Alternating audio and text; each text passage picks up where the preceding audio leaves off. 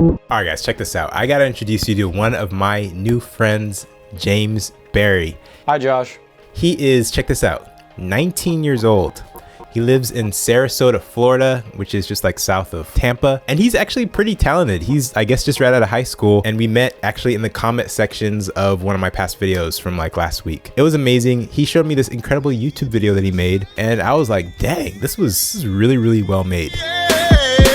Baby, my plan is to show you that I understand. Wanna love you right, but you gotta give me the upper hand. Let me know when I'm doing wrong, tell me if I'm right. Study your pattern, do you like it in the day and night? Does it even matter, treat you right, cause I'm supposed to.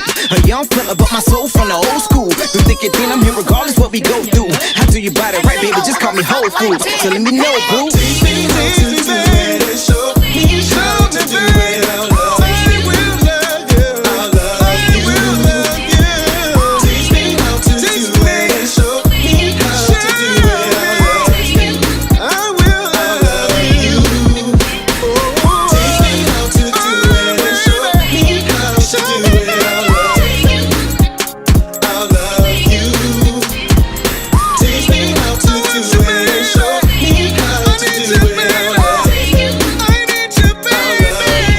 He had a budget of, I think, like right under $1,000, and he really put a lot of attention to detail, which is what I want to go into in this video. In this video, he's going to tell you how he created a low budget 90s themed video. He shot it with a Sony a6300 and he used a DJI Ronin S gimbal. The artist was Riley Mosley.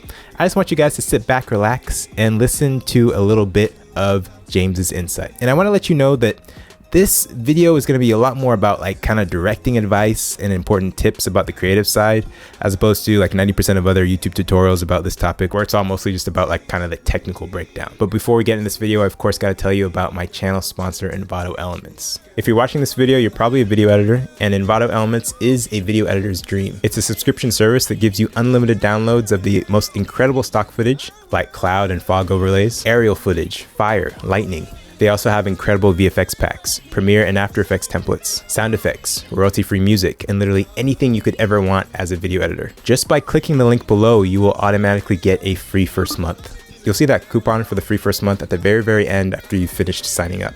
And that's it. I use Elements literally in some regard every day. So to start off, one big thing that makes a difference when you're making a low budget 90s inspired music video is obviously one of the most important parts of the process, which would be pre-production.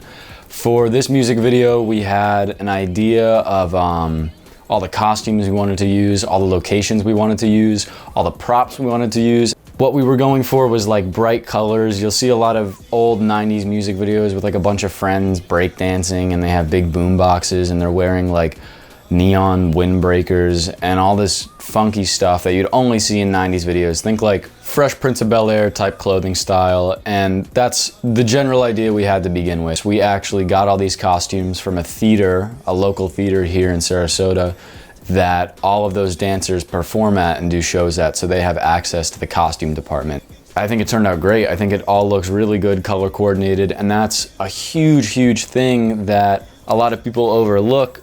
A lot of music videos, amateur music videos, you know, the artist just comes to set and whatever they're wearing and there's no real thought put behind it. But once you get that costume aspect of it down and you really focus on that, it can immensely change the production value of what you're making. It's kind of this natural perception people have where if there is color coordination in the outfits and all the outfits match and there's all these coordinated dancers that have a choreographed routine, that feels like a big budget music video, even though it's not at all.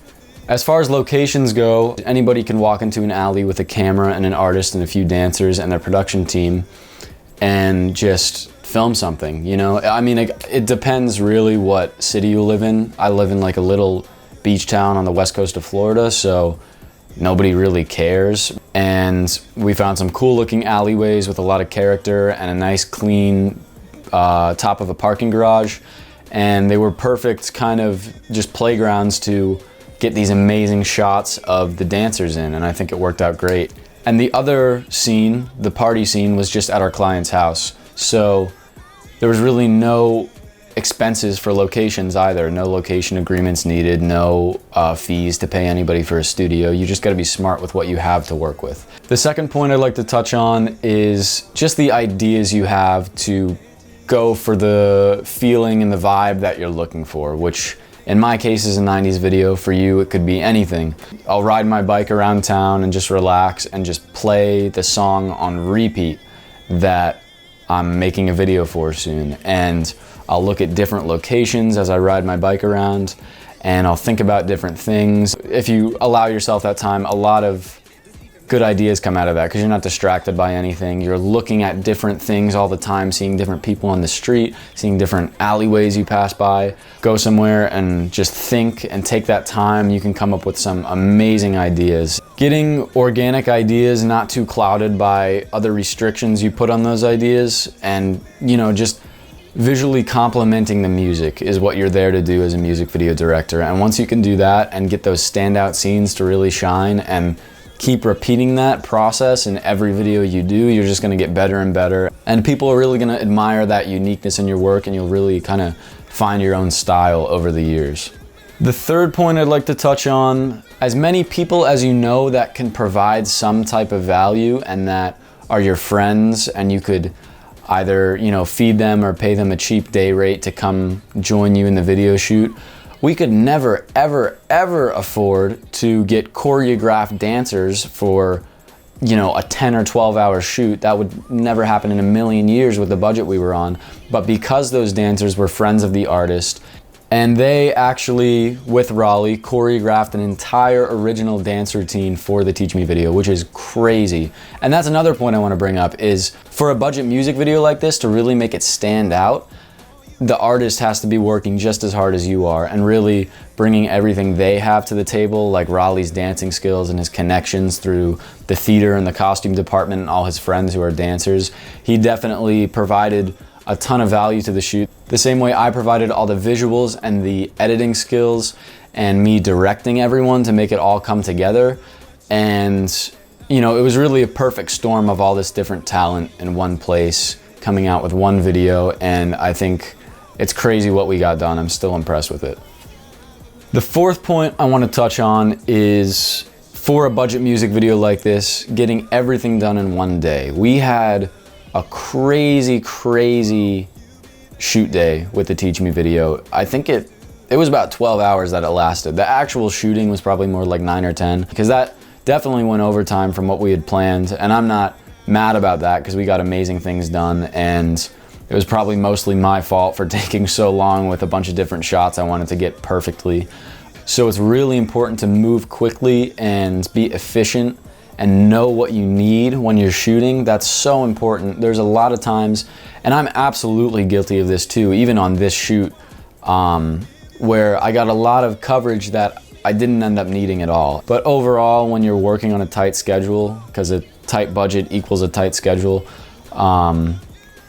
you need to get everything done quickly and keep moving and not just be putzing around doing whatever. You need to be constantly working the whole time, and especially as the person leading the shoot, if you're directing and shooting it, you need to be in charge of what's going on, and you need to have the final say in different decisions, and you need to communicate with everybody extremely clearly and not be afraid to tell people that they need to do things or they need to do this differently, and not be afraid to offend anyone. Because if you're working with the right people and those working relationships are going to last, those are people who can take critiques and they want to achieve the same thing you do, and that's getting the final product done and getting it done perfectly.